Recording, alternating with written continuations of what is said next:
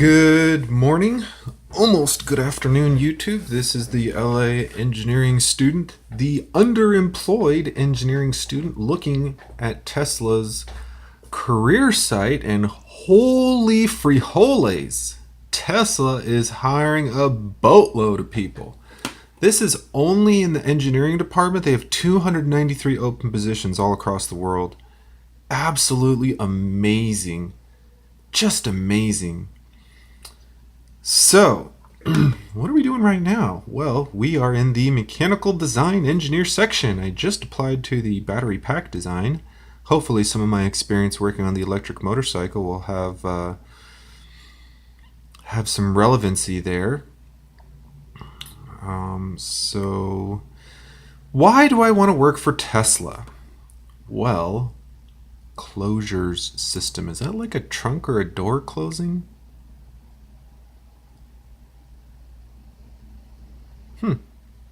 Revolutionary customer experience around the exterior of our products. I guess this would be the type of the department that did that thing where, you close the lid on the Cadillac and it automatically lashes itself. Forgive me for using another company's, but I suppose it's a little more common on the luxury vehicles these days. But at any rate, you might ask yourself, well, if you're passionate about batteries, you should only apply to battery jobs. And if you're passionate about closure systems, you should only apply to closure jobs. But here's the thing. Tesla's an amazing company. Why are they an amazing company? Well, they're amazing for a few reasons. They're amazing because they have a leader who is a visionary. Let me just write this down real quick before I forget. Mechanical engineer, or mechanical design engineer, I guess. Closure systems. Man, I gotta make this column bigger. Luckily, increasing the column width is free. Thanks, Google. Thank you for not charging me extra for increasing the column width. Oh wait, where are we at? We are at Fremont. Oh, I used to work in Fremont. Fremont is a lovely town. Absolutely lovely. Oh, there's this Indian food place that had this chicken tikka masala. Oh my God, if you have never had chicken tikka masala, stop what you're doing right now. I'll probably upload this video around lunch. Find the nearest Indian restaurant around you with some good ratings on Yelp. Go there, get one order of chicken tikka masala and a couple pieces of naan bread. I guarantee it's going to change your life. It will change your life. It's so amazingly delicious. It's like a chicken cream, kind of like a chicken buttercream with a little bit of kind of curry, a little bit of that Indian flavor. But it's definitely, I wouldn't rate it as a spicy dish. I enjoy spicy food a little bit, but I would rate it very mild in the spice category. Oh, 2 years working in consumer product design. Well, I don't have 2 years in product design, so it would not be fair for me to waste Tesla's time with an application here. That's a little unfortunate, but that's okay.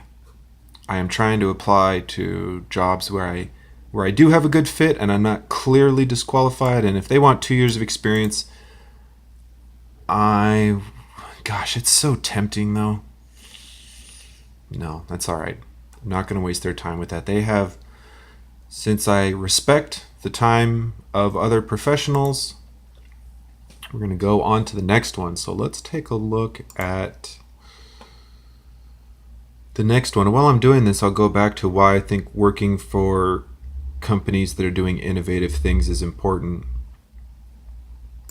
I could get a job. I wouldn't say I could get a job anywhere. There's a variety of places that I could probably get a job. So why work for a certain company? Why work for SpaceX? Why work for the Boring Company? Why work for Tesla? Well, I'm a bit of a sucker for the future. Rockets and solar panels and electric cars, even electric motorcycles. Hint, hint, Tesla maybe come out with an electric motorcycle. Yeah, be kind of cool. Effie there. I wish some of our teachers would have had us do more finite element analysis or computational fluid dynamics. It really breaks my heart that our school does not have more. Didn't have a program that really focused on that more. It's such a phenomenally important part of engineering. Of course, finite element analysis being an awesome way to look at a structure from an element by element point of view, and the computational fluid dynamics. Oh man, fluids are just everywhere. Even granted, with an electric car with a solid state battery, most of the fluid dynamics are going to be relating to aerodynamics and maybe a little bit of cooling. I'm not sure if Teslas have liquid cooled motors, but if there was any liquid cooling, you would want to do some CFD, or you could potentially do some CFD on that. But I do understand how important those things are, and I've just been kind of busy with work and volunteering in school, and 150 applications to kind of brush up on that. Before I graduate, I really should try to dive into a little bit of CFD. I've watched a few videos on how to do it on SolidWorks. We do have some SolidWorks licenses at our school. I don't think we have any great software at our school for the CFD stuff per se. So it pains me, it does pain me that I don't have a little more of that experience. But of course, there's so many different things, mechanical engineers in particular are only asked to wear like 100 different hats, right? Oh gosh, what was that one that I just... Thermal systems and HVAC. Oh, I wonder, that must be more for the facilities than for the vehicles. I see thermal systems and I'm thinking of the vehicle because, of course, you think Tesla, you think the car, the truck, the Model X, right? But you got to keep that factory nice and conditioned. So, and I'll be perfectly honest, like, for example, look at here, materials technician glass. You might be wondering, well, why would a graduate student with mechanical engineering degree be willing to work as a materials technician? Well, let me just, before I forget this, thermal HVAC. Oh crap, was that in Fremont or Palo Alto? Fremont.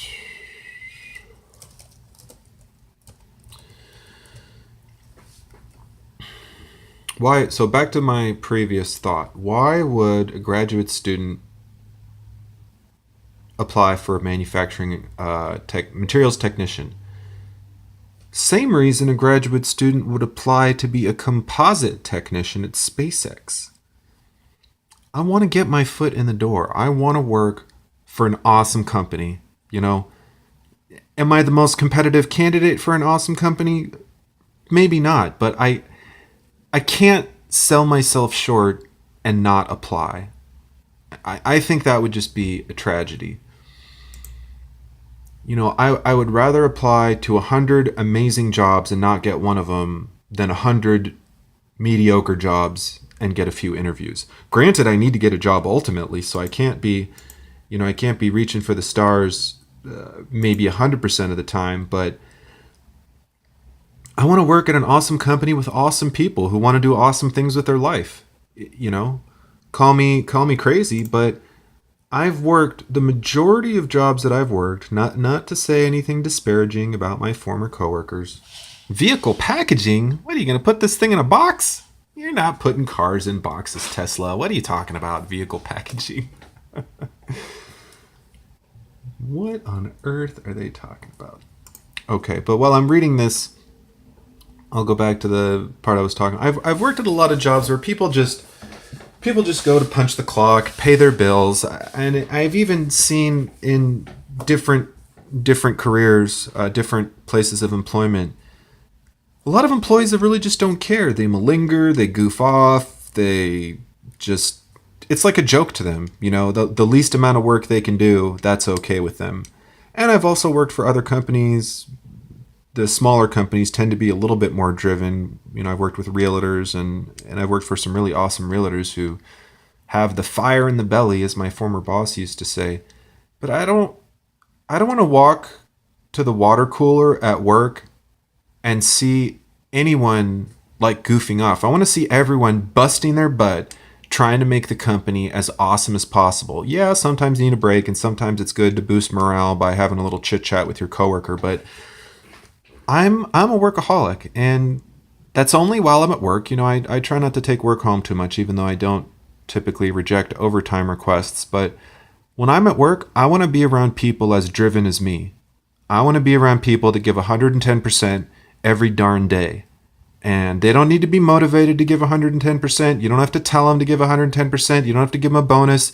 Just in their blood, they have that drive to go above and beyond because that's the type of people they are. And that's the type of person I am. So I want to surround myself with people like that so I can feel energized at work. I don't want to go to work and have a bunch of people just be like, oh, how's it going? Oh, yeah, I'm working on this report, blah, blah, blah. I don't want to be in that environment. Would I accept a job in that environment? If it was the only job that was offered to me, I suppose I would. I have to pay the bills, and it's either I take a job, I take the best job that I have or the best offer that I have, or I sleep in my car and I wait for an amazing job. I'm not opposed to sleeping in my car per se, but I'm not sure if my interviewer would think me sleeping in my car is such a great idea, even though it's a real good way to save rent. So I'm gonna cut the video short from here, but the reason that I'm making these videos is because I want to share with the world what I think about work, who I am. You're hiring me. You're not hiring the degree. You're not hiring the work experience. You're not hiring my brain. You're hiring me, Paul Hitchings, an individual who has thoughts and feelings. And right now, my thoughts and feelings are, what do I need to do to prove to Tesla that I'm the type of person that likes to kick ass and take names? No, I'm not a violent person. I mean it metaphorically. I like to kick butt and take names and make things happen. I've always been that way. I don't know if it's in my blood or if it's because I've worked with other driven individuals. Maybe I get a little bit from my family. My mom and dad are both kind of no-nonsense people that like to get stuff done. And I'm kind of a no-nonsense person too. I am not going to sugarcoat something if there's an issue. I'll be diplomatic. I am quite the diplomat, I like to think. I can be very, very diplomatic, but I'm not going to beat around the bush. If something's going on, I'm going to let you know, hey, something's going on. We got to look at this. This is important. Because if I'm not communicating effectively what could be a potential problem, then whoever I'm communicating it to might not communicate it effectively to their upper. And then if something goes wrong and it comes all the way back to me, they're going to say, well, why didn't you tell your boss about this? And I'll say, well, I did tell my boss about this. And they'll say, well, you didn't really express to your boss that it was kind of an important issue. And I might say, well, I didn't really know it was that important. Who is it for me to say that it's important? That's kind of a cop-out, right? Anyone with a brain on their shoulders should be able to look at something from an analytical point of view and figure out what the priority is and communicate that priority effectively to those in their chain of command. Just the way I look at this stuff, we're all trying to work together to build a better future, and communication is just one of those facets. Masters preferred. Well, guess what, Tesla? 6 weeks away. 6 weeks away from my master's degree, and I've been working so hard on this degree. Holy cow. Very, very, very hard. But that's okay. I don't mind working hard because it's going to be worth it. Because Tesla's worth it. I'm worth it.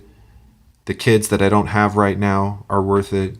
The future is worth it. We have to work hard if we're going to save this world, save this country, save the planet. We are on an unsustainable path right now in our use of resources. We cannot continue to keep burning fossil fuels indefinitely. We just can't. There's no way. There's no possible way. We can burn oil for a while. We can cut down more trees until all the forests are gone.